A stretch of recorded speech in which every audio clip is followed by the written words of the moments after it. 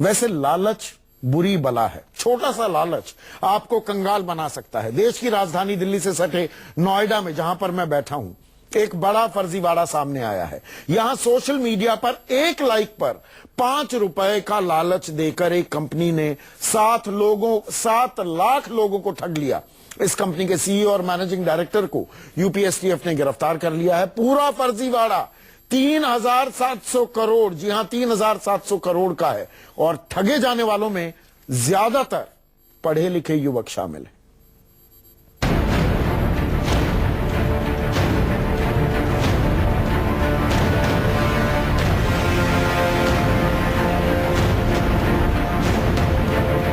₹5 के एक लाइक के चक्कर में लाखों लोग लुट गए।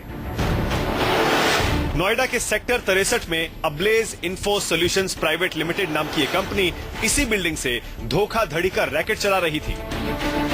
इस कंपनी ने सोशल मीडिया पर अपने पेज पर हर लाइक के बदले ₹5 देने की स्कीम शुरू की थी। ये लालच का ऐसा जाल था जिसमें हर दिन सैकड़ों लोग फंसते चले गए, और जब आंख खुली तो सड़क पर आ चुके थे।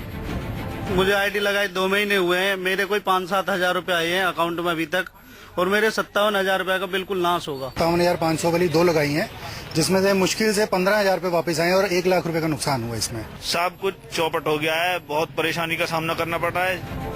आरोपी कंपनी ने निवेशकों के 3700 करोड़ रुपए पर हाथ साफ कर दिया।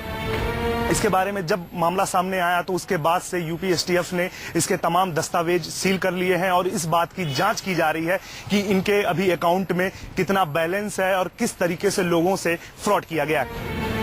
यूपीएसटीएफ ने अब आरोपी कंपनी के सीईओ समेत 3 लोगों को गिरफ्तार किया है। सुरक्षा एजेंसियों से बचने के लिए, धोखा देने के लिए लगातार इस कंपनी ने अपना सारा डेटाबेस एक के बाद एक ऑनलाइन पोर्टल्स पे शिफ्ट करती चली गई। उसी के साथ साथ कंपनी ने अपना जो मूल कंपनी थी उसने भी अपना नाम एवलेस से बदल करके 3W किया, और जिस कॉम्प्लेक्स में बोर्ड लगा था वहां पर चेंज किया। आरोपी कंपनी अब्लेज इन्फो सॉल्यूशंस ने अपना काम socialtrade.biz के नाम से शुरू किया था। अपनी कथित स्कीम के तहत ये शुरुआत में लोगों से 5,750 रुपए से लेकर 57,500 रुपए तक की रकम अपने खाते में जमा कराती थी। फिर निवेशकों को सोशल मीडिया पर कंपनी के पेज का एक लिंक भेजा जाता था, जिस पर हर लाइक के बदले निवेशकों के खाते में ₹5 भेजे जाते थे। इन्वेस्टर्स को कंपनी से जुड़ने के 21 दिन के भीतर 2 और लोगों को इस चेन से जोड़ना होता था। कानून से बचने के लिए ये multi level marketing company social media पर लगातार अपना नाम बदल रही थी। मौजूदा समय में ये 3W.com के नाम से धोखाधड़ी कर रही थी।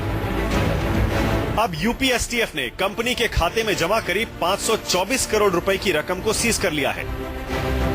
मोहम्मद अनीस के साथ वेद शुक्ला, नोएडा, न्यूज़ 24।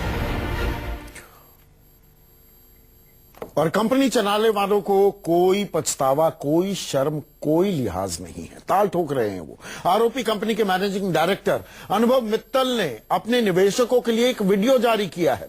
उसमें अपने ऊपर लगे आरोपों को फेमस होने का, मशहूर होने का एक बड़ा मौका करार दिया। सुनिए।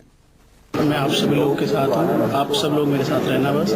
It is a 2-3-4 days bad phase for us. Will be back again and will drop the word. ये ऐसी अपॉर्चुनिटी हमें मिली है, और इस अपॉर्चुनिटी ने हमें एक ही दिन के अंदर पूरे इंडिया के अंदर, इंटायर इंडिया के अंदर फेमस करा है। सो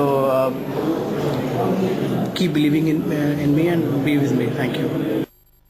बदनाम होकर भी नाम हो रहा है। मेरे साथ मेरे सहयोगी संजीव त्रिवेदी जुड़ रहे हैं। संजीव, ये पहला वाकया नहीं है। इस तरह की पोंजाई स्कीम्स कुकुर मुत्तों की तरह देश के मुख्तलिफ हिस्सों में लगातार हमें सुनने में आती हैं, देखने में आती हैं, लेकिन ये सिलसिला थमने का नाम नहीं ले रहा है। केंद्र सरकार इस बात को लेकर कोई कड़ी कार्रवाई के मन में है क्या?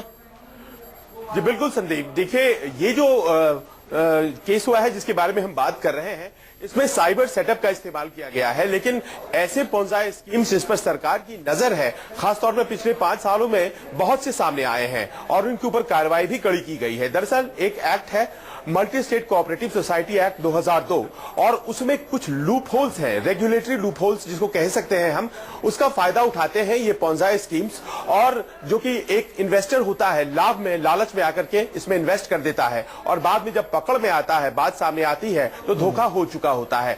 तो इसे बदलने के लिए सेबी और आरबीआई ने बहुत जोर लगाया है और इस बार बजट में इस बात की घोषणा भी कर दी गई है कि जल्द ही एक ऐसा कानून लाया जाएगा जो कि ज्यादा स्ट्रिक्ट होगा और ज्यादा एडहेरेंस को बढ़ावा देता होगा, जिस कारण से पॉन्जाई स्कीम्स अब चलाना बहुत आसान नहीं रह जाएगा। और इस कानून का मसौदा जो है वो भी अब पब्लिक डोमेन में है, कुछ सलाह लिए जाएंगे और उसके बाद जल्द ही इसे एक कानून में परिवर्तित कर दिया जाएगा। बिल्कुल कानून बनना चाहिए, सख्त कानून बनना चाहिए।